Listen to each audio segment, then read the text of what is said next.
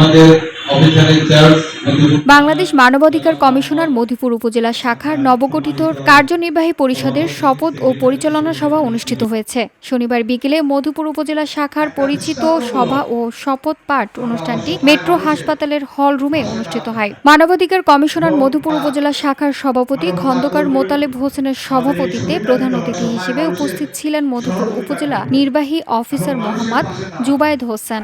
এটা আমাদের মূল লক্ষ্য।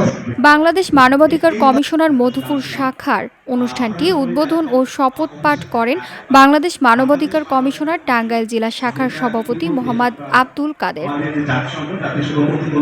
অনুষ্ঠানে বিশেষ অতিথি হিসেবে উপস্থিত ছিলেন উপজেলা স্বাস্থ্য ও পরিবার পরিকল্পনা কর্মকর্তা ডক্টর মোহাম্মদ সাইদুর রহমান, মধুপুর থানা অফিসার ইনচার্জ মোহাম্মদ ইমরানুল কবির, বাংলাদেশ মানবাধিকার কমিশন টাঙ্গাইল জেলা শাখার সহসভাপতি মোহাম্মদ ফয়জুল হক, মেট্রো হাসপাতালের চেয়ারম্যান মোহাম্মদ মোশাররফ হোসেন, মধুপুর ক্লাবের সাধারণ সম্পাদক রেজাউল করিম সিদ্দিক প্রমুখ। বাংলাদেশ মানবাধিকার কমিশনারের সাধারণ সম্পাদক ডাক্তার মোহাম্মদ নাজমুল হোসেন রবিনের সঞ্চালনায় অনুষ্ঠানের প্রধান বক্তা হিসেবে উপস্থিত হয়ে আলোচনা করেন।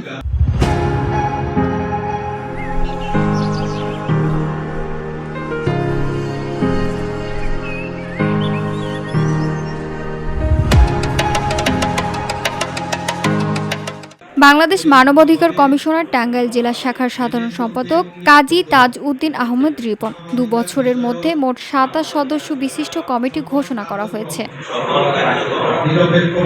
VOD Bangla news desk.